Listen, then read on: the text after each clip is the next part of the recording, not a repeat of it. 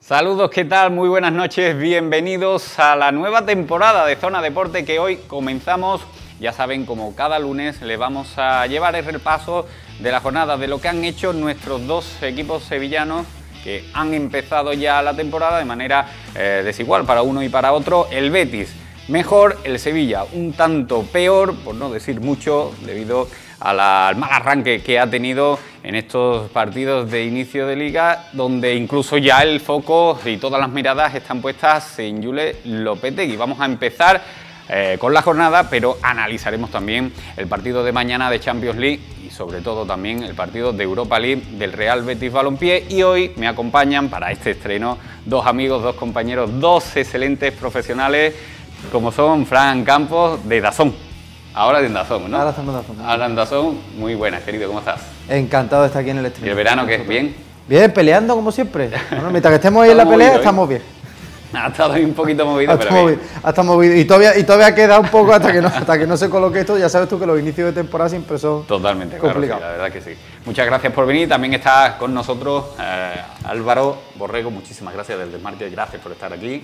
¿Qué tal, Manolo? Bien hallado. Bien también, ¿no? Yo mejor me reservo ese tema, pero bueno, el verano ha estado bien, ha estado bien. Bueno, vamos a entrar ya en materia, vamos a analizar la jornada, sobre todo hablando de un equipo. Ya saben que el Sevilla Fútbol Club perdió 0-3 en su casa, en el Ramón Sánchez Pizjuán, frente al Fútbol Club Barcelona. El Real Betis Balompié lo hizo antes, a eso de las 4:15 empezaba el partido en el Bernabéu. No pudo ser, el Betis no consiguió nada positivo, tuvo opciones de incluso, bueno, pues rascar un punto, pero el ritmo superior del Real Madrid fue demasiado alto para los de Pellegrini, que vieron cómo iniciaban el partido sin un William Carvalho, que no pudo entrenar durante la semana y no pudo estar en ese encuentro, y tampoco Fekir, porque al nada de empezar sufrió esa contractura en los isquiotibiales. Pero empezamos, como decimos, hablando del Sevilla Fútbol Club, un Sevilla Fútbol Club que, bueno, compañeros, están problemas, ¿no?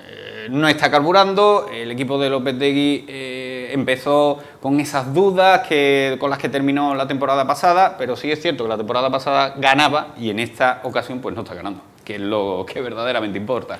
Sí, yo creo que sobre todo porque el problema actual del Sevilla es un problema de fondo, es decir, es algo que no viene de hace 3 o 4 semanas, porque aún recién estamos empezando, la liga claro que es larga y que hay tiempo para revertir la situación, pero yo creo que el problema que atraviesa el Sevilla, yo lo escribí el otro día, ¿no? Una crisis de identidad que viene arrastrando desde hace tiempo. Si no recuerdo mal, es el peor inicio liguero del siglo, la peor racha en la liga también del siglo, y sobre todo un problema que ya viene arrastrando desde finales de temporada pasada. Yo creo que son la planificación también.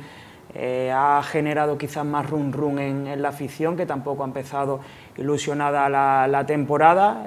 No creo yo que se termine de creer en la figura de Lopetegui. Para mí, por supuesto que no es el único culpable, pero sí que creo que ya hay un sistema, un esquema de juego caduco, que para mí ya ha ofrecido todos los brotes que tenía que dar, pero sin duda alguna yo creo que el Sevilla perdió esa identidad que tenía, porque más allá de la planificación de los jugadores, de los nombres, es un equipo en el que ha perdido esa solvencia en el tramado defensivo, esos automatismos que antes le hacían un equipo competitivo, ambicioso, valiente, y como decía el propio Lopetegui, un equipo que se derrumba al primer golpe. Yo creo, Manolo, que el problema está en que efectivamente los problemas se arrastran del final de la temporada pasada, y si a eso le sumas que el equipo deportivamente ha perdido porque ha vendido a 2 de sus mejores hombres, evidentemente ya sabíamos que la apuesta de continuar con Lopetegui era muy arriesgada, porque evidentemente había síntomas de que el ciclo se acababa. No es verdad que yo entiendo que también era una situación complicada para el club, porque no vas a echar a un entrenador que ha conseguido el objetivo y que encima te vale un dineral echarlo, ¿no? Entonces, pero ya esas dudas al principio, digamos, ¿no?, cuando finalizaba la temporada de Lopetegui, que tenía que pensárselo, el club también, cuando ya empiezas una temporada en la que además el equipo necesita una revolución, porque ya el ciclo deportivo sí que veíamos que había acabado, que ese mismo entrenador sea capaz de revolucionar de nuevo con los mismos jugadores, yo lo veía una cosa muy, muy difícil. los primeros partidos dan la razón, ¿no? También creo yo que ha habido un problema de cálculos en cuanto a los números, porque si todo el mundo veía y sabía que tenía que haber esa revolución que finalmente no ha habido, que ahí también desde la planificación pues no se ha estado del todo fino, ¿no? En este caso Monchi, ¿no? Es que yo creo, Manolo, que el problema está en que nos creíamos que el Sevilla estaba mejor económicamente, creo yo, porque claro, evidentemente todos sabíamos y yo creo que ahí llevaba razón Pepe Castro cuando decía que trayendo al Tecatito y a Martial en la temporada pasada era una apuesta de poner el dinero en el campo. Ahí estábamos todos de acuerdo y que el club hacía un gran esfuerzo, que eso conllevaba que iba a haber una gran venta en verano. Ahí estábamos de acuerdo, pero no pensábamos que haciendo una venta como la de Diego Carlos y la de Koundé, cogiendo 90 millones, el Sevilla iba a tener tantos problemas para incorporar jugadores. Que estamos hablando de que el Sevilla, como decía Álvaro, arrastra esos problemas de identidad o de mala sensación de un equipo del final de la pasada temporada, pero es que además en la defensa, que era su principal baluarte, tiene a Karim Rekic, que bueno, vamos a ver ahora con los problemas, con las lesiones, pero que sí, un jugador que cumple siempre, pero que era el suplente el año pasado, es el principal cabeza de la defensa, y Nianzú, que acaba de llegar, que es un proyecto de futbolista que seguro que puede dar mucho más, pero que ya va a los Leones, por así decirlo, ¿no? Con 20 años, claro. Y es que el equipo ha perdido en su punto más fuerte. Yo estoy de acuerdo contigo.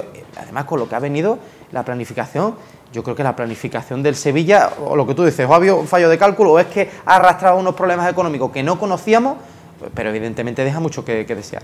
Yo también me remito a unas palabras del director deportivo, de Monchi, en la rueda de prensa que ofreció el otro día, cuando decía que por supuesto que él no había dado bandazos en la planificación, ¿no? Le preguntaba a un compañero sobre ello. Yo no sé si de verdad ha dado o no bandazos, pero sí es cierto que creo, al menos estoy seguro de ello, que hay ciertas decisiones difíciles de entender, pero sobre todo en las tres partes, tanto en la directiva, en la figura de Pepe Castro, con declaraciones o acciones que no son acordes al nivel del club a día de hoy.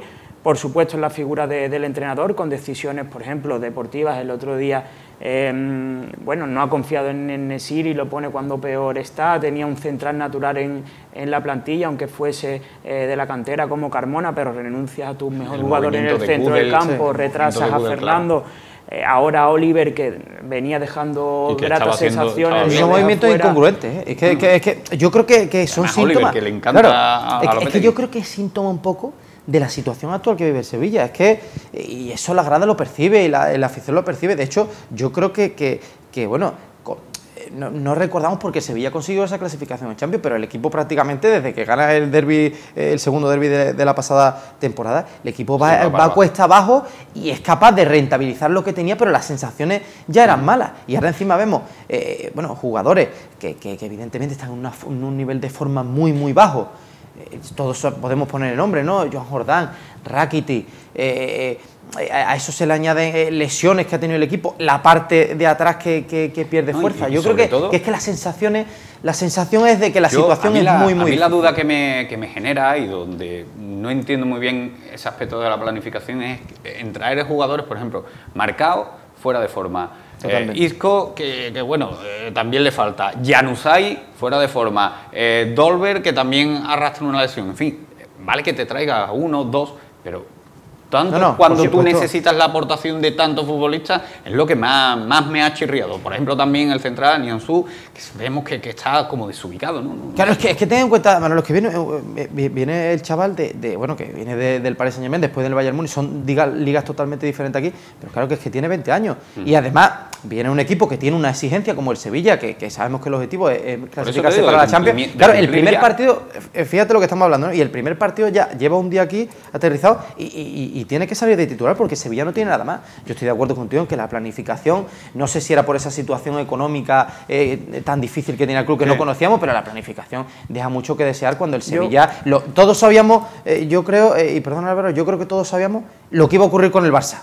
O sea, es decir, sabíamos la velocidad que tenía el Barça, el Sevilla da esas buenas sensaciones en los primeros 15 minutos, que efectivamente es verdad que el equipo funciona, pero el equipo en el primer momento que le mete un gol se cae totalmente y ya tiene esa inseguridad en la defensa. Mira, yo siempre llevo a gala una frase, ¿no? que nadie o ninguno sabemos de fútbol y por lo tanto yo soy más reservado a la hora de analizar y creo que el juzgar antes a los futbolistas, a los fichajes, creo que sería mejor o más conveniente, hay que hacerlo en junio, pero al término de la temporada, pero sí es cierto que hay decisiones que no son acordes al modelo que el Sevilla ha seguido en los últimos años. Es decir, el otro día decía Monchi que él no sabía si Diego Carlos o Koundé se iban a ir.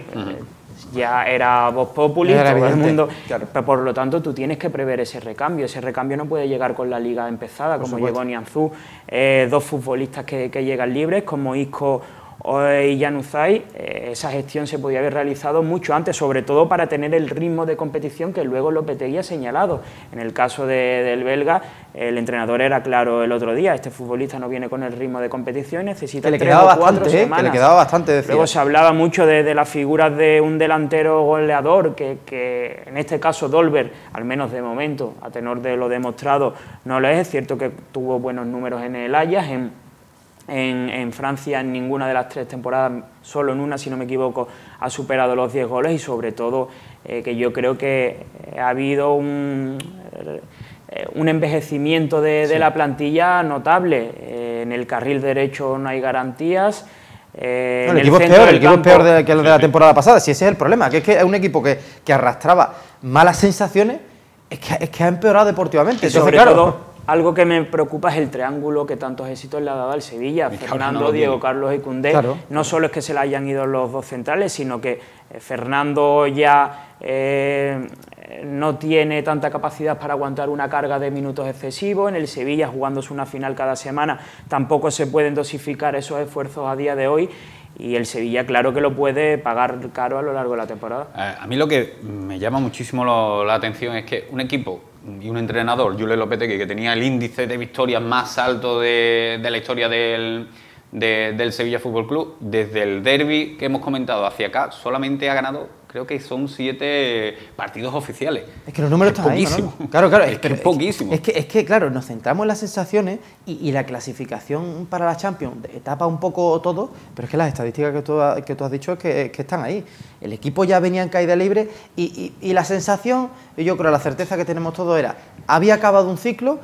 Y si confías en Lopetegui, a mí personalmente, yo veo muy difícil que un entrenador que viene 3 años triunfando con un equipo que ya da sensación de que el proyecto se ha acabado, sea capaz de hacer una nueva revolución y empezar un nuevo ciclo. Yo lo veo personalmente muy complicado, pero si confías en Julen Lopetegui para, digamos, iniciar ese nuevo ciclo, tienes que hacer una revolución en la plantilla, si es que eso lo sabíamos todos ya. Y si encima no llega esa revolución y los refuerzos que... se te van los 2 de los mejores hombres de la plantilla y los que llegan te generan tantas dudas como lo que estamos hablando, claro, es que yo creo que hay muchos responsables, no solo Lopetegui, que yo creo que ya el equipo estaba tocado, pero yo creo que la planificación deja mucho que desear, veremos también lo que nos dice. En otros encuentros yo sí digo que Julen Lopetegui, pues bueno, no ha tenido la mano izquierda que debería de tener un entrenador para dirigir desde el banquillo a sus jugadores y disponer el sistema que tiene que emplear, pero, por ejemplo, el sábado, en el partido contra el Barcelona, yo sí creo que intenta cosas, que intenta cambiar, que incluso tiene buenos cambia minutos, a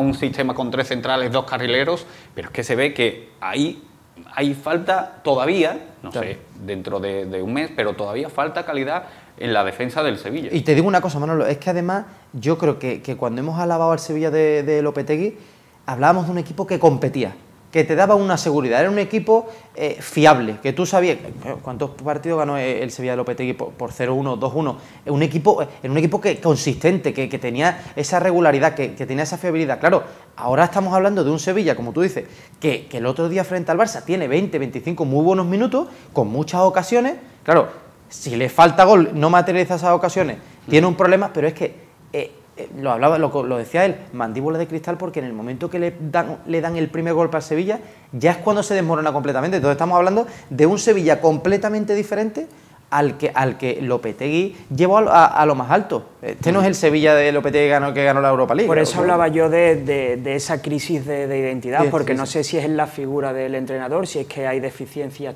tácticas o técnicas, o es que directamente el nivel de la plantilla es peor, que también puede ser, pero a mí me da la sensación de que no se cree en el modelo, o al menos que las ideas que intenta implantar Lopetegui de momento no lo ha asimilado la plantilla. Todo el mundo recuerda aquel Sevilla campeón de la Europa League, que era un equipo rebelde, como siempre ha sido el Sevilla, que moría matando, que es verdad que ganaba la mitad del partido por su compostura defensiva, pero luego también sabía aprovechar sus oportunidades arriba. Era un equipo que todo el sevillista yo creo que reclama aquel equipo que mordía arriba, que adelantaba las líneas de presión, un equipo sólido, valiente, pero ese Sevilla al menos el actual no tiene esa regularidad, porque yo creo que contra la Almería en la primera mitad se pudo marchar con un resultado muy beneficioso, contra el Valladolid también. Claro, esa es la mandíbula de cristal. Claro. Por eso yo creo que quizás se ha dejado no sé si de creer en esa idea, pero al menos que ciertos matices, ciertos carices que siempre ha tenido el Sevilla como equipo, y sobre todo que han identificado mucho al sevillismo, ¿no? A esa famosa casta y el coraje, a la ambición. No los veo a día de hoy, no sé si es porque no se cree en la figura del entrenador o porque simplemente sabemos que en esto de fútbol se tienen malas rachas. El desgaste, es que yo creo Manolo, que al final todos sabemos, yo siempre me acuerdo de Mourinho, siempre tenía 2 años buenísimos con los equipos, después el tercero acababan ya los jugadores que ya no podían más. Yo creo que es que Lopetegui es un poco un entrenador de ese estilo, es decir, exprime al máximo a sus jugadores. Yo por lo menos que veo los partidos, la suerte de verlos a pie de césped, y tú percibes en algunos jugadores sensación de que esa tensión está ya desgastada. Porque ahí sí que se ve. Claro, yo te digo, por ejemplo, con Ocampo, es que ya lo de Ocampo era una situación que yo entiendo al Sevilla, y además entiendo cuando Monchi decía, evidentemente la jugada del Ajax es lamentable y no entendemos cómo un club de ese nivel te hace una estratagema, no sé, una jugada así, pero está claro que Ocampo o salía del Sevilla o necesitaba para reinventarse otro entrenador, porque ya estaba absolutamente la relación con Lopetegui. Yo sé que ellos acabaron diciendo que se iba muy bien. En el campo lo cierto es que daba la impresión de que ya lo que le pedía el entrenador ya estaba fundida. Como ofuscado, ¿verdad? Exactamente, claro.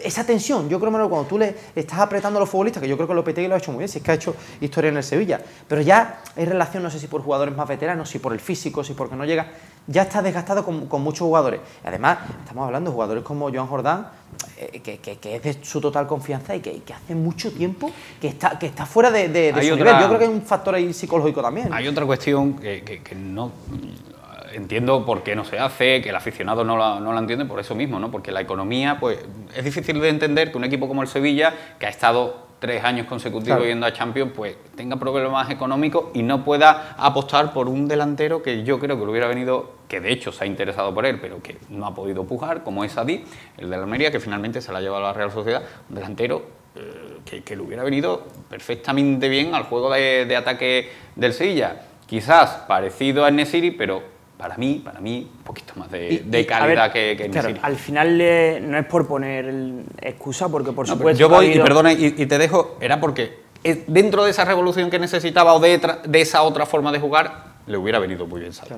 Sí, por eso hablaba antes de ciertas decisiones que son difíciles de entender, pero al final, y no es por poner una excusa, yo creo que al final ha sido una apuesta fallida del Sevilla, porque por supuesto que hay mala toma de decisiones, pero creo que el Sevilla hizo su apuesta de apostar por el dinero en el campo, ¿no? Como se diría, por mantener a sus mayores baluartes. Mantuvo a Diego Carlos, mantuvo a Koundé, no supo, creo, vender a tiempo a Ocampo en su día y tampoco a En-Nesyri, y al final ha estado condicionado también, por ejemplo, por aquella eliminación en Champions, que había cierta previsión de 40 millones, que eso luego no lo puedes incluir en el presupuesto y que también acaba pasando factura. Y al final yo creo que el mercado también se ha devaluado y eso ha generado una serie de condicionantes que han deparado esta situación económica en el Sevilla, pero sin lugar a dudas yo creo que hay una toma de decisiones que ha sido errada, porque también hay que decirlo, se puede fallar en la planificación y al final eso se refleja en el campo, en las dudas que hay arriba, que hay en el club, que hay en la dirección deportiva, eso también se refleja sobre el campo. Solo por apuntar, Manolo, yo creo que a lo que tú hablabas, es que cuando un equipo además da las sensaciones que daba este Sevilla en los últimos tiempos, hace falta ilusión. O sea, si hablamos muchas veces un nombre, es que la gente también necesita ilusión. Y evidentemente estaremos de acuerdo en que no era lo mismo, por ejemplo, Raúl de Tomás, que Dolber, con todo mi respeto para Dolber, que lo mismo, oye, sí. Monchi, yo siempre lo he dicho, el mejor director deportivo del mundo. Es verdad que a mí la planificación esta me deja muchas dudas y pues tenemos que decirlo en este momento porque es así, ¿no? Parecía que el equipo necesitaba unos cambios importantes y los jugadores que han venido no parece que ofrezcan esa garantía que necesitaba el equipo. Después, lo mismo nos calla la boca y Nianzú acaba haciendo una temporada descomunal y Dolber acaba metiendo muchos goles. Pero yo creo que es que hacía falta ese punto de ilusión también para levantar el equipo, que lo dan jugadores como Isco, que comentabas tú, pero claro, que esos jugadores libres también, incluso, ya no sé, ¿por qué no decirlo? Pero claro, llegan después de... dices tú, oye, ¿por qué han llegado tan tarde los jugadores? Dices, bueno, a lo mejor han estado trabajando en solitario, oye, y se pueden reincorporar al equipo rápido. Pero es que después llega Julen Lopetegui y te dice que ya no sabe, le queda bastante, palabras del entrenador, que es el que tiene que ponerlo. Con lo cual... Claro, también te genera, eso al aficionado también le hace mello. Yo estoy contigo, yo creo que la delantera, con la falta de gol que tiene este Sevilla, y ojo, que a mí Rafa Mira en los primeros partidos me estaba gustando, pero bueno, después, por ejemplo, sale Nesiri de titular, estas decisiones que estamos hablando, eso de estos cambios del entrenador, que no terminas de entender. Claro, que no podemos entenderlo, como tú comentabas, los de Oliver Torres. Yo creo que sí necesitaba el Sevilla una referencia arriba. A mí personalmente creo que necesitaba un jugador contrastado como Raúl de Tomás. Entiendo que la economía, y entiendo también que la apuesta del club, no iban por ahí los tiros de Monchi. Yo creo que el Sevilla necesitaba a un delantero que solo por darte el último dato, fíjate que se estuvo hablando hasta última hora, Raúl de Tomás, del Rayo Vallecano. Increíble. Claro, que estamos hablando que si el Español pedía 40 millones, entonces le vale todo el mundo decir, hombre, 40 millones por Raúl de Tomás no, pero que se iba a ir al Rayo Vallecano, que no creo que fuera a pagar 20 millones por el último día de mercado. Con lo cual, bueno, ahí están las decisiones que ha tomado la dirección deportiva del Sevilla y vamos a ver ahora cómo... Y hablaba, una punta, hablaba de ilusión, y yo creo que sí hay que incidir un poco en ese tema porque es un lastre que también pesa en el club y que la afición lleva arrastrando cierto tiempo, ¿no? Vimos el descontento, por ejemplo, de los aficionados en la campaña de abonos, un club o de gente, ¿no? que igual no tiene tantas posibilidades, que viene saliendo de la pandemia. Vimos también cierta crispación que luego se traslada en la grada, se pudo ver también en Almería, y al final esa falta de ilusión traslada a los aficionados y al final el fútbol... La gente viene ya quemada de temporada. Totalmente. Bueno, ante todo estamos en previa de Champions. Mañana juega el Sevilla en el Ramón Sánchez Pizjuán frente al todopoderoso Manchester City. Y esta mañana Julen Lopetegui ha comparecido ante los medios de comunicación para explicar no solamente los pormenores del partido de mañana, sino también la situación en la que afronta ese encuentro. Me encuentro con muchísima ilusión de una competición nueva en la que nos hemos ganado el derecho por tercer año consecutivo a estar en ella y que arrancamos una competición nueva contra un equipo excelso como es el City. Si empezamos a hablar del City no terminamos, entonces preferimos centrarnos en nosotros y en hacer un buen partido nosotros. Es el cuarto año que estamos aquí, hemos hecho historia en los 3 años anteriores y trabajaremos para seguir haciéndola. Las historias se escriben al final de los cursos. Ilusión. Yo al dentista voy sin ilusión y aquí voy con mucha ilusión. Es la Champions League, con lo cual lo que me sugiere es ilusión. El símil que utilizaba Julen Lopetegui, le preguntaban también el compañero, creo que era Juanma Ávila, que le decía que bueno, Caparrós comparaba estos partidos con ir al dentista, ¿no? Y por eso respondía de esa manera. Yo creo que sí, claro, si es que es verdad que te viene un Miura, viene uno de los mejores equipos de Europa, pero vamos, con de Haaland, 600 kilos. Con Haaland que claro, uno piensa, oye, mañana el Sevilla tiene una reválida también, ¿por qué no? Pues puede salir mejor Sevilla. Sí, es verdad pero que todo el mundo pensaba también que bueno, contra el Barcelona puede haber esa Claro, yo tengo que serte sincero, hermano, yo ahora mismo es verdad que uno piensa, el Sevilla, la debilidad defensiva que tiene y el poder ofensivo que tiene el Manchester City, que yo lo vi por ejemplo con el Crystal Palace, va perdiendo 0-2 y es capaz de meterte 4 goles en 25 minutos. Y mira que ha empatado ese fin de semana, sorprendentemente, con un equipo que no había ganado todavía. Con esa bestia que es Haaland, la motivación de las Champions con un hombre como Haaland, ¿no? Y que lo tienen que parar jugadores, ¿qué estábamos diciéndolo? Es que, claro, se tendrá que estar ahí Fernando como en el partido frente al Barça, porque está Gudel, que ha estado descartado prácticamente todo el mercado. Que además, no solamente Haaland, es que De Bruyne es que está a un nivel espectacular ahora mismo, asistiendo. De todas formas, yo creo que el Manchester City igual no es el mejor rival para sacar conclusiones al menos objetiva. Es cierto que el panorama no es nada halagüeño, pero mañana el Sevilla, es decir, yo creo que no tiene nada que perder y mucho que ganar. El foco Primero porque el Manchester City yo creo que en el grupo no es rival, a priori la segunda plaza, ¿no?, la debe disputar con el Borussia Dortmund, y segundo porque yo creo que el foco deportivo de verdad del Sevilla a día de hoy está en la Liga, que es la que da de comer, que es la que te permite revertir la situación y en la que aún tienes margen de maniobra.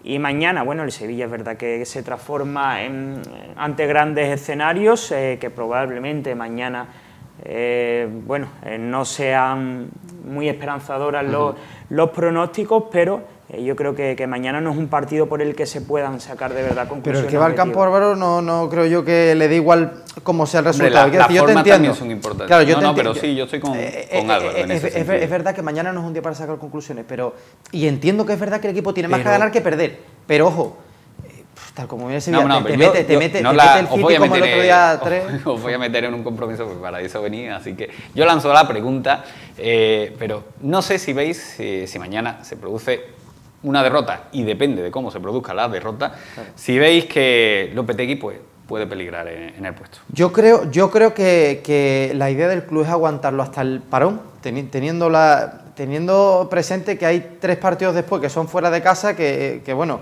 yo ya no tendría tan claro que es muy pronto, después del partido con el los resultados ya hay que lanzar la pregunta. Es que te digo una cosa, Manolo, es que después, lo mismo que el Sevilla el año pasado es capaz de aguantar ahí arriba por el colchón de puntos que tenía, cuidado con empezar con un colchón de puntos tan desigual con los rivales, claro, a la hora de conseguir el objetivo. Claro, es que dices, bueno, aguantamos 3 jornadas más, pero es que si el equipo está en caída, yo creo que mañana, si se produce una catástrofe, yo no descartaría 100% nada, porque creo que el City, si se pone, si se da el partido como lo vimos frente al FC Barcelona, en el que al Sevilla le meten un par de goles rápidos y el equipo se viene abajo con la presión que hay ambiental, en fin, yo creo que se puede poner la cosa muy, muy complicada. Ojalá que el Sevilla sea capaz de aguantar y sea capaz de pelear el partido y sea capaz de acabar con buenas sensaciones. Yo creo que en ese caso sí que decidirían esos 3 partidos que hay posteriores. Yo creo que si el Sevilla, por ejemplo, empatara mañana o acabara, como tú decías, como decía Álvaro, buenas sensaciones, 1-2 peleando, yo creo que sí tiene garantizado Lopetegui los 3 próximos partidos. Si no,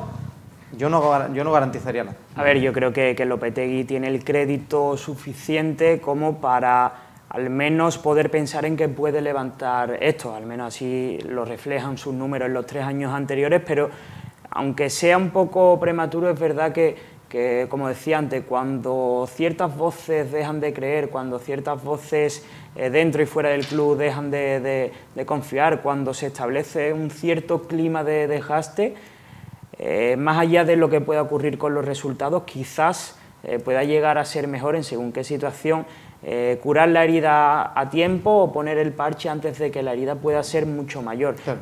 Por supuesto, teniendo en cuenta que Lopetegui los números le avalan, que creo que es el entrenador con mayor porcentaje de victorias en la historia del club y que se ha ganado ese crédito como para invitar a que puede levantar la situación.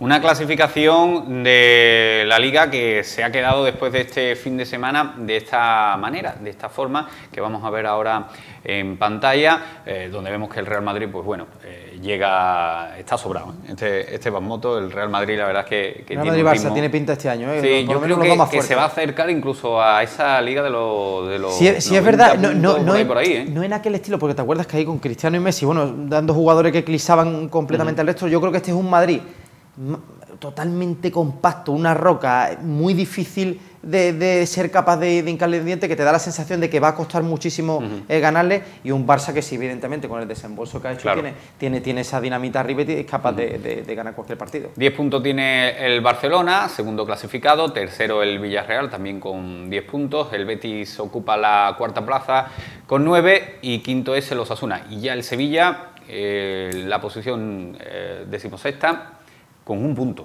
que es lo que sorprende a estas alturas, y por eso estamos hablando y por eso lanzamos la pregunta de qué es lo que va a ocurrir con Julen Lopetegui si mañana pues el técnico vasco no consigue una victoria o la derrota es demasiado abultada.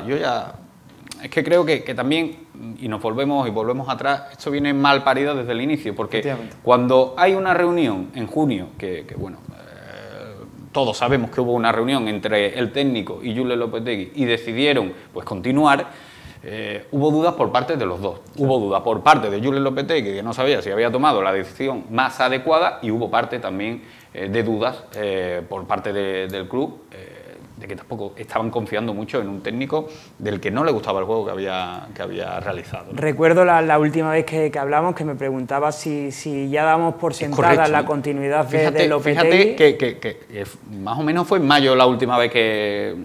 Por ahí, no coincidisteis, pero más o menos... Y estamos hablando de lo mismo que estamos hablando ahora. Claro, es que es lo que decía Álvaro, es que se arrastra. El problema es que estos problemas que tiene el Sevilla se están arrastrando desde la temporada pasada. Cuando ya comienzas con dudas, yo tengo claro que o se hacía una revolución en la plantilla o había que cambiar al entrenador porque el ciclo deportivo había terminado. Se ha decidido conseguir, no está esa revolución.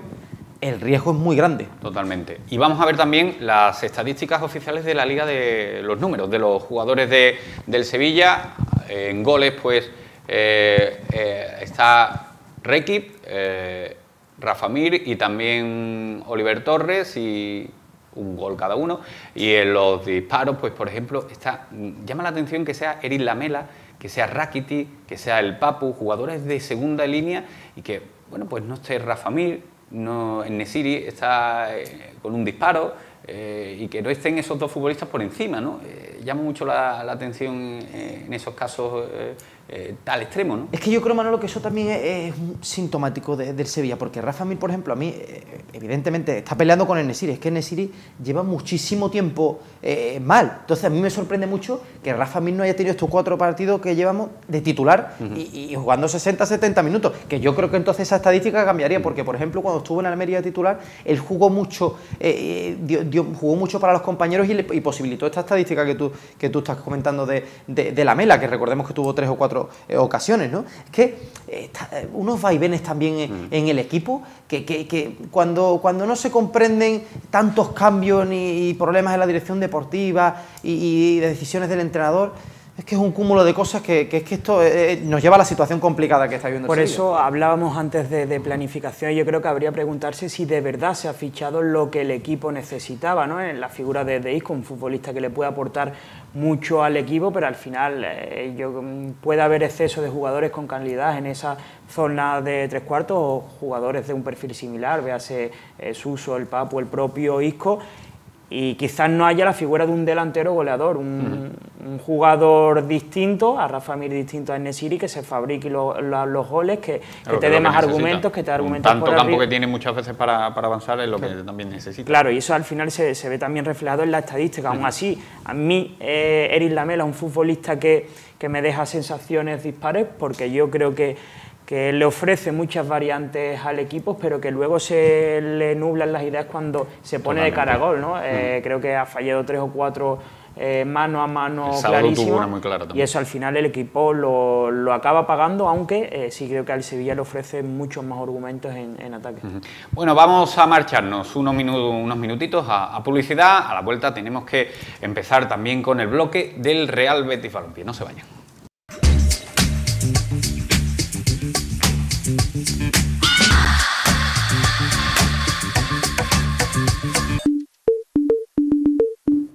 Y el Real Betis Balompié, el equipo de Pellegrini, que ha iniciado este campeonato liguero como una auténtica moto, pese a los problemas de inscripciones que estaba teniendo al principio de esta campaña. Recuerden que ha tenido que ir la entidad heliopolitana inscribiendo a sus jugadores poco a poco y levantando algún que otro malestar también dentro de la plantilla. Álvaro, Fran, ustedes que cubrís la información también todos los días, que vais muchísimo a la ciudad deportiva, habéis podido palpar cómo estaba el ambiente allí. A ver, sin duda alguna en esto del fútbol, como en la vida, no es todo blanco y negro, ¿no? Como parece que quiere que la gente que se vea, porque en el Betis, en la planificación al menos ha habido virtudes, que las hay, y también muchos defectos, que los ha habido.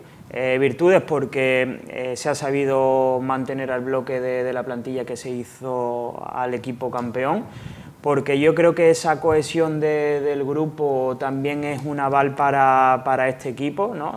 Más allá de los rendimientos individuales, y sobre todo porque eso luego se sabe reflejar al campo, ¿no? recuerdo el gesto de la plantilla de diferir los pagos en el salario para poder inscribir a sus compañeros, y eso habla muy bien de la plantilla, o habla también de la plantilla como mal de los gestores. Por eso hablaba de los defectos. No hay que temer a la hora de decirlo que en la planificación ha habido muchos defectos. Defectos en la gestión económica, porque yo, lo siento, pero yo no aguanto no entiendo que se tilde de salvador algo que es un déficit en la gestión, es decir, tú estás corrigiendo un error que has cometido y con el que en principio no tendrías que lidiar, y también errores en la planificación, ¿no? Por poner un ejemplo, había un futbolista que desde el primer momento dijo que estaba dispuesto a renunciar a todo por volver al Betis, que se reducía hasta 3 veces el salario que cobraba en Londres, que forzó su rescisión, que esperó hasta el último día y ni aún así se le ha podido firmar. Ha habido jugadores, te puedo poner también el ejemplo de Bartra, en el que la situación no ha sido la ideal, al menos no ha sido la más cómoda para el futbolista, ni mucho menos por el importe que al final ha terminado saliendo, porque desde dentro y fuera del club se vendía que eso era la solución. Apura, yo en Pellegrini le he visto hasta una crítica en ese sentido cuando dijo lo de, claro, yo creo que no hay que regalar. Claro, lo ha dicho. Otra cosa no, pero claro, yo creo que lo que decía Álvaro, el tema es que el Betis ha tenido la capacidad, como club, de sacar de un problema de gestión económica, evidentemente que ha habido, de planificación, una virtud que ha sido, bueno, de nuevo, esa demostración de unión que hay en el vestuario, que llega hasta tal punto que ha conseguido, yo creo, Manuel Pellegrini. Por supuesto, también creo que Antonio Cordón ha trabajado en esa unión, ¿no? En ese ambiente del vestuario, porque también está muy cerca. Otra cosa es que su labor no es solo esa, sino es la planificación, que ahí creo, efectivamente, que ahí es donde creo que ha sido deficitaria. Pero es capaz de llevar hasta tal punto esa unión que hay en el vestuario, que es el que salva la planificación del Betis. Pero evidentemente Manuel Pellegrini, lo comentabas tú, Manolo. Es claro, yo tengo que reconocer que a mí Manuel Pellegrini en esta etapa en el Betis, yo creo que está sentando cátedra en el campo por lo que está haciendo con el equipo, y también fuera, porque sabe gestionar perfectamente la situación, porque nunca pronuncia una palabra más alta que la otra, pero es totalmente claro, no se esconde, no echa balones fuera sobre ningún tema, y él lo dijo claramente, claro. Bueno, no entiendo cómo, él lo decía, yo creo que también un poco no querían desde el club que se le preguntara, porque saben que él es muy claro, y decía, no entiendo cómo, después de habernos clasificado para Europa 2 veces, del crecimiento que ha tenido el club, estamos en esta situación a 2 días que no podemos inscribir los jugadores. Por eso hay virtudes y defectos, como hablaba antes. Yo estoy de acuerdo en que esa gestión del grupo también tiene mucha culpa Antonio Cordón. Él lo dijo en la rueda de prensa de su presentación, que venía, viendo la situación económica, venía a hacer un equipo de hombres y no nombres, y al final eso ha sido clave para la llegada de los buenos resultados, y yo creo que buena parte de culpa de eso al final ha hecho a un Betis campeón, pero sin duda en la planificación también hay muchas carencias. A todos se nos vienen a la mente 4 o 5 futbolistas que hace 2 o 3 meses Pellegrini ni siquiera podía imaginar que a día de hoy seguirían en la plantilla. Puede ser perfectamente uno de los pocos campeones o grandes campeones de Europa que no haya sido capaz de vender a sus principales activos, que luego a mí me parece... Sí, pero que no lo ha podido vender porque tampoco ha tenido la habilidad para venderlo o para sacar una oferta que le convenga. Ahí es que yo lo que... Y creo que esto es un fallo global de la plantilla, no solamente de Antonio Cordón, que no ha tenido la habilidad, ojo, las cosas por su nombre, que no ha tenido pues los contactos, la habilidad, el poder ser capaz de dar ese movimiento al mercado que necesitaba el Betis. Para vender a Guido, para vender a Alex Moreno, para vender a Carballo, no ha tenido esa capacidad, pero también presupuestar 30 millones de plusvalía en las cuentas del club, porque tú crees que lo vas a conseguir, pues eso también un poco arriesgado, es osado. Claro, efectivamente. Yo sobre creo todo viendo cómo está el mercado. Y es que quiero apuntar una cosa que decía Álvaro, es que yo creo que, bueno, evidentemente, además de esa demostración que tenemos de que la plantilla salva la inscripción de los jugadores, que ya no puede haber mayor prueba de que la planificación es deficitaria, claro, es que soltar a un hombre como Marc Bartra, que tú podías pensar que era el mejor central de la plantilla o que era el segundo, pero estamos de acuerdo en que su rendimiento era un hombre que por edad, que por galones en el vestuario iba más, era un hombre importante en el Betis. soltarlo por esa cantidad y es que no te resuelven, irrisoria, bueno, y sin resolver nada, ficha, yo reconozco cura, que, incluso, Manolo, fíjate lo que te digo, mira que lo decimos, que es un poco cantoso, por así decirlo, en lenguaje coloquial, el tema de que los jugadores te tengan que salvar con, bueno, Fekir ahí bajándose el sueldo hasta el último día para que se pueda escribir a William José, ¿no? Pero yo creo que esa salida de Marc Bartra, de un futbolista importante, un equipo como el Betis, que va más por una cantidad irrisoria de dinero, primero diciendo que sí, que Bartra se va, luego que él se lo piensa, que ahora al final se termina yendo porque, claro, lo que te termina, como empujándolo a la situación, está, ¿no? Ahí está. Y que ese movimiento no te resuelva nada. Fíjate que eso de verdad que me ha parecido lo peor del Betis en el verano. Tú lo has dicho, ¿no? Álvaro conoce mucho mejor esa situación, esa negociación que nosotros, pero tú lo has dicho, empujándolo, ¿no? Como empujándolo. Fíjate, ¿no? que por eso yo voy un poco más allá y entro en las formas. Y no solo te hablo de Bartra, porque ahí sí puedo asegurar que desde fuera y desde el club se le ha hecho saber o se le hizo saber como que era la solución a los problemas del Betis, algo que a la vista está o a las claras está que al final no ha terminado siendo. Quizás no se acuerda cuando el Betis recibe una oferta por William Carballo, oferta irrisoria, pero que el Betis estaba dispuesto a aceptar y el jugador, lógicamente, hablo del Monza, prefiere seguir en el Betis. ¿Por qué? Porque es un equipo donde tiene la confianza, porque es un equipo donde se siente importante, que viene, que es ambicioso en términos deportivos y lógicamente prefiere seguir en el Heliópolis antes de ir a un recién ascendido en Italia. Y también había muchas voces que lo tildaban como el culpable de la situación por no querer irse, por dejar un contrato en el vigor. Y también yo creo que los problemas económicos del Betis, por eso quiero defender en cierta medida la figura de Antonio Cordón, es algo que se viene arrastrando desde hace mucho tiempo. El Betis paga salarios altos.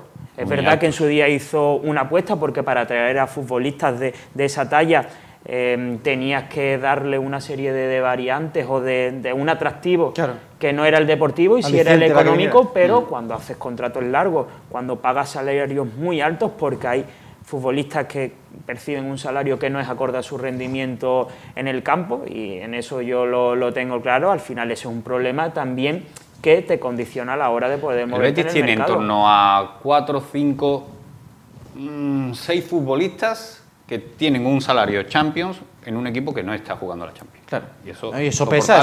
Soportarlo es difícil. Yo creo que es lo que decía Álvaro. Efectivamente, esos son problemas económicos que el club arrastra.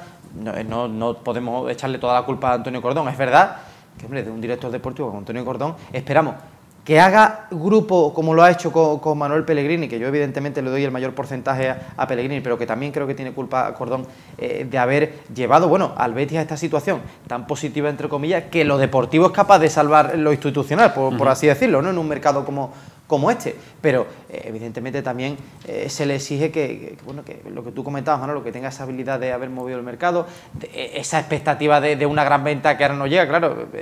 Hombre, un director deportivo de la talla de Antonio Cordón unos gestores económicos, por qué no decirlo, en momentos tan buenos como Ángel Aro, que en su momento han hecho, y Catalán, han hecho una gran gestión con el Betis, han salvado diferentes situaciones. Presumían con razón de la gestión evidentemente, que llevaban, a gente de este nivel tenemos que pedirle responsabilidades máximas, ¿no? Y hombre, no es una excusa, por así decirlo, que es que no ha llegado una oferta por un jugador alta y entonces al final lo que todo aflora es que pues llega a las manos de Manuel Pellegrini, la primera jornada gana, la segunda jornada también, en fin. Es que yo creo que Manuel Pellegrini es lo mejor que le ha pasado al Real Betis Balompié.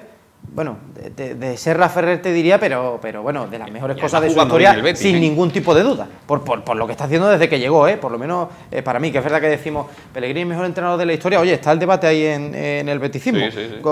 Es verdad que tenemos la memoria corta, Patrio con él cuando ganó la Liga con el Betis, ¿no? Eso ya nos coge muy lejos, pero yo es que creo que Pellegrini, desde que ha llegado al Betis, todo lo que ha hecho ha sido positivo. Si es que prácticamente tiene la misma plantilla que cuando llegó y solo hace mejorar al equipo y sacar el máximo rendimiento a los jugadores. Sin lugar a dudas, Manuel Pellegrini ha sido una bendición para el Betis, pero más allá, dejando de un lado los resultados, el título, que al final es lo que importa en el fútbol, ¿no? Cómo se llenen las vitrinas. Yo creo que algo muy importante que ha cambiado Manuel Pellegrini es el chip, es la mentalidad en cierto sector del beticismo. Un tipo que llega en la primera jornada con ciertos condicionantes, que si puede aspirar a la Liga la aspira, si no aspira a la Champions, y si es quinto quiere ser cuarto, si es cuarto quiere ser tercero, si te gana la Copa, al final, en el balance final de la temporada, te dice que se queda con el regusto de no haber podido llegar más lejos en la Europa League. Es decir, ese cambio de mentalidad que tanto necesitaba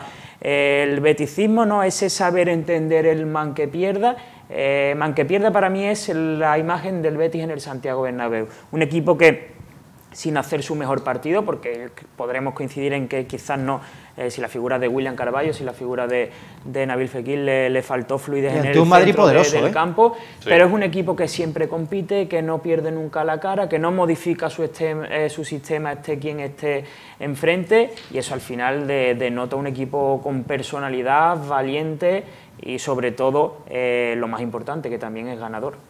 No, sobre todo tú lo has dicho, en un partido donde, bueno, pues también tiene condicionantes, lo que hemos comentado al principio del programa, no va con William Carballo, un puntal ahora mismo para mí, hoy por hoy, fundamental, el mejor futbolista sobre el terreno de juego del arranque de este Betis, se queda sin Fekir, vamos a ver también para cuánto tiene. 4 partidos seguro que se va a perder, bueno, 4 partidos son 2 semanas.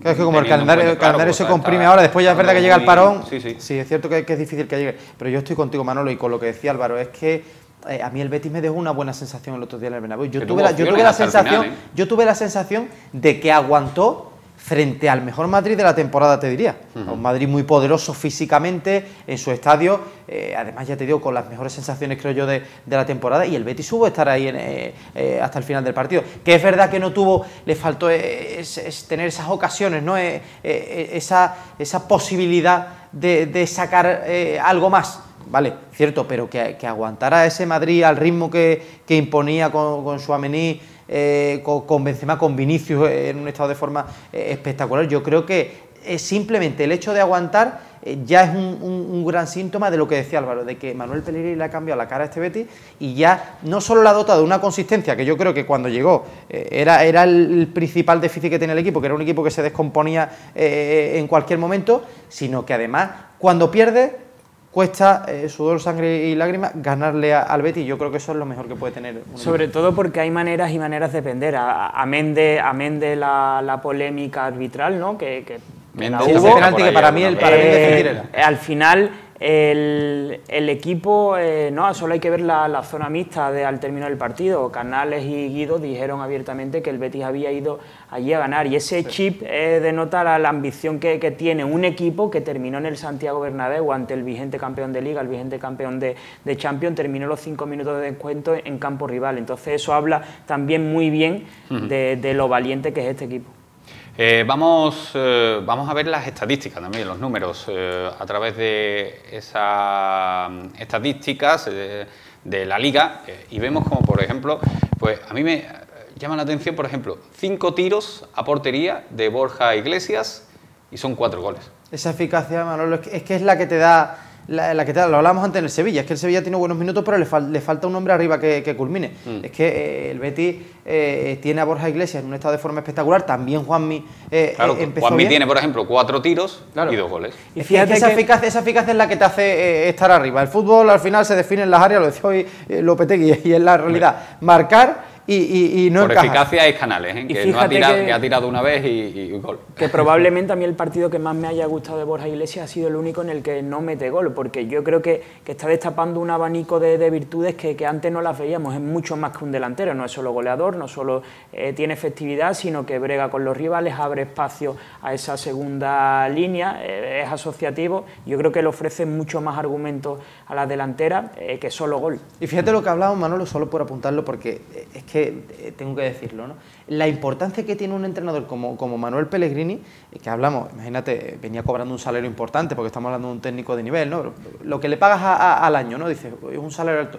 Pero es que un entrenador que es capaz de revalorizarte a un jugador, ya no me voy a Alex Moreno, William Carballo, que ya lo recupero, a Borja Iglesias, por el que se pagaron 30 millones, que probablemente cuando vino Manuel Pellegrini en el mercado valdría, ¿cuánto te darían? 5, 10 como mucho. convertirlo otra vez en ese delantero de 30 millones, ¿cuánto le estás dando tú a un club? ¿Sabes lo que te quiero decir? O sea, es que, claro, es el mérito que yo le doy al técnico de Real Betis, al cuerpo técnico, por supuesto, a Antonio Cordón también en esa parcela. Yo es que creo que eso que ha hecho el Betis, que ha hecho Manuel Pellegrini con el conjunto verde y blanco, es muy difícil y se refleja en esas estadísticas que estábamos viendo. Juanmi ahí, Borja Iglesias ahí, Canales siempre sin bajarse del barco, William Carballo la estadística de pase, lo veíamos ahí, Guido cumpliendo siempre. Es que yo creo que hay mucho trabajo y mucho mérito ahí del cuerpo técnico. Bueno, vamos a ir acabando, pero antes de marcharnos tenemos que dar ese repaso también a la agenda polideportiva que ha sucedido, que ha habido este fin de semana. José Antonio Rueda, del equipo Team Estrella Galicia, se proclamó este fin de semana campeón del mundo del Junior GP. Lo hizo tras acabar segundo en el Campeonato de San Marino y en la Riviera de Rimini. El sevillano en la celebración no se olvidó del equipo de su corazón y lució una bandera del Real Betis. El COSUR Betis cayó derrotado ante el Unicaja 84-92 en el partido por el tercer y cuarto puesto del torneo internacional de Lisboa. Hubo derbi andaluz en el encuentro de consolación porque ni los verdiblancos pudieron el sábado con el Benfica ni los costasoleños con el Sporting de Portugal. Un gol de Marcos Fernández le dio la primera victoria de la temporada al Betis Deportivo en el comienzo de la temporada en Segunda Federación. 3 puntos valiosos en casa del Cartagena B para coger confianza de cara al futuro. El Sevilla Atlético también arrancó el curso este domingo con una victoria ante Lucas Murcia por 2-0. Los frajirrojos consiguieron sumar de 3 gracias a los tantos de Valentino en la primera mitad y de Adrián Peral a falta de poco más de 10 minutos. El canoísta sevillano Cayetano García de la Borbolla gana este fin de semana el título mundial sub-23 en la categoría C4 500 en Hungría, título que suma al conseguido en Canadá en C2 500 con Pablo Martínez, logrado el pasado agosto.